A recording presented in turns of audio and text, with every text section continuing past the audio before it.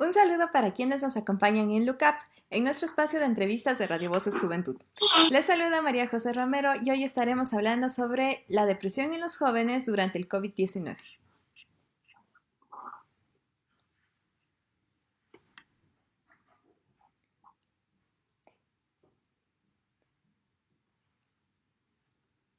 Bueno, hoy estamos hablando con el doctor Iván Pinzón Yasso. ¿Cómo está, doctor? Buenas tardes, bienvenido. Hola, buenas tardes, muchas gracias por la invitación. Bueno, vamos a empezar hablando un poquito de los jóvenes y bueno, y de todos los problemas que tenemos durante esta cuarentena. Hemos escuchado que se deben tener cuidados psicológicos, pero realmente no sabemos qué significa esto. Tal vez usted nos puede indicar también de qué manera nos afecta el aislamiento a nuestras emociones. Pero pues a mí me gusta entender todo esto que está pasando como una especie de duelo. El duelo es la reacción que tenemos todas las personas frente a la pérdida que a algo nos importa, ¿cierto? Uno tiene duelos cuando pierde al novio, cuando se muere alguien cercano, cuando pierde el trabajo, etc. Y esta pandemia ha traído muchas pérdidas en términos generales, ¿no? Muchos han perdido el trabajo, muchos han perdido plata, muchos han perdido relaciones, muchos han perdido la tranquilidad en general, ¿cierto? Pero también, de alguna manera y en grados variables, todos hemos perdido esa certeza que teníamos acerca del presente y esa seguridad que teníamos o que pudiéramos haber tenido sobre el futuro. Es decir, que cada uno de nosotros, en grados variables, también hemos perdido la concepción que teníamos de la propia realidad. Y eso inevitablemente va a venir acompañado de muchas emociones, ¿cierto? No es solamente una, porque eso depende de cada persona. Cada persona enfrenta sus propios duelos de una manera particular. Habrá unos que sienten ira, habrán otros que sienten tristeza, otros que sienten aburrimiento, que les da ansiedad, o simplemente que no sienten nada, ¿cierto? O habrán otros que presentan todos esos juntos. Lo importante es, de alguna manera, entender que todas estas emociones pueden ser normales y que no hay que forzarnos a sentirnos bien cuando el mundo está viviendo momentos tan difíciles como este. Y, doctor, es así que todos estamos sintiendo distintas emociones, pero ¿cuál es la diferencia entre tener una depresión y sentir justamente la tristeza? Bueno, ese es un punto importante, ¿no? La tristeza es esa sensación desagradable que todos sentimos cuando ocurre algo desfavorable, ¿cierto? Por ejemplo, no sé, perdimos a alguien, ¿cierto? Terminamos con nuestro novio, no nos va bien como creíamos, no nos va tan bien como queríamos en el trabajo o en el estudio, ¿cierto? Es un sentimiento normal, ¿no? Y puede ser un sentimiento enriquecedor que nos lleva a algún cambio en nuestra vida. El problema surge cuando esa tristeza se vuelve tan intensa, tan prolongada, que empieza a afectar de manera importante nuestra funcionalidad. Es decir, cuando afecta nuestro trabajo, cuando afecta la que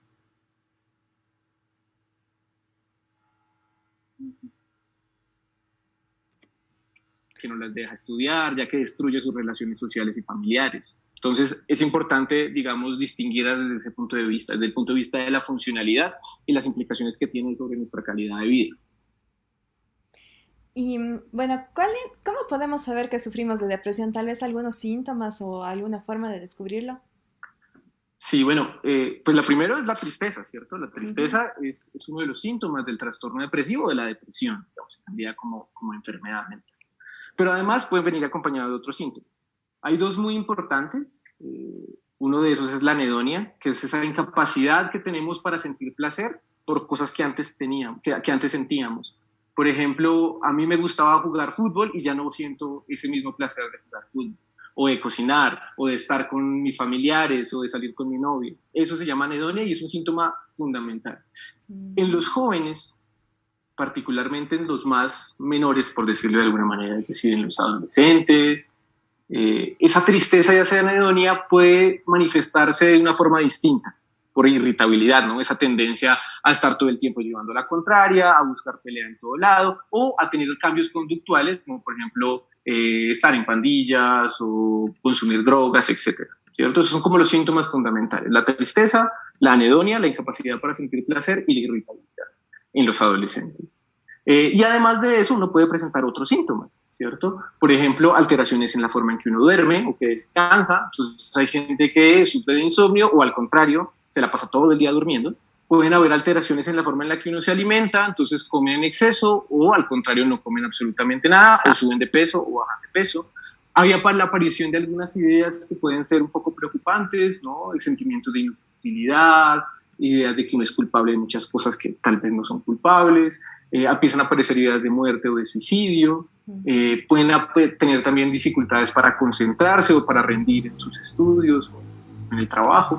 Estos son básicamente los síntomas de la depresión en general. Ahora, es importante, y vuelvo a recargar esto de la pregunta anterior, y es que todos estos síntomas podemos presentarlos todos en algunos momentos de nuestra vida, ¿cierto? Porque todos hemos tenido noches de insomnio, por ejemplo, o nos sentimos tristes de vez en cuando.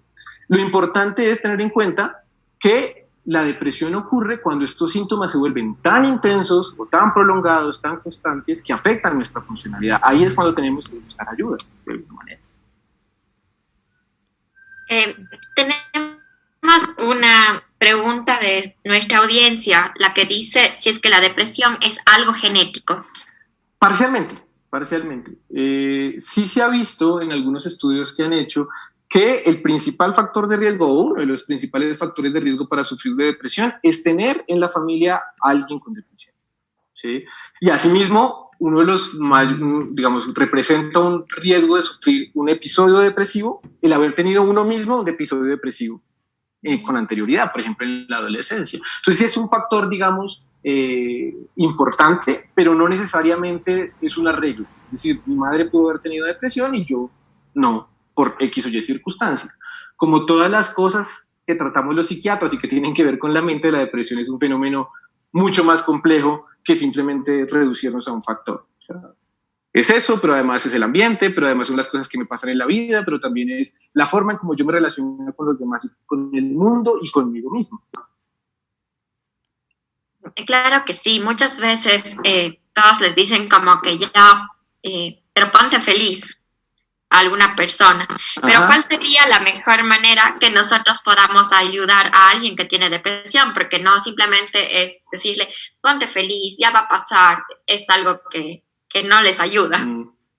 Sí, claro. Fíjate que justamente esta discusión nos lleva a recalcar algo importante, y es que si entendemos que la depresión es un trastorno mental, que es una enfermedad mental, tal vez nuestra actitud frente a un paciente deprimido va a cambiar. Entonces no es simplemente la pataleta o que es un caprichoso, etcétera, etcétera, sino que es una persona que necesita una atención médica, que necesita un tratamiento adecuado.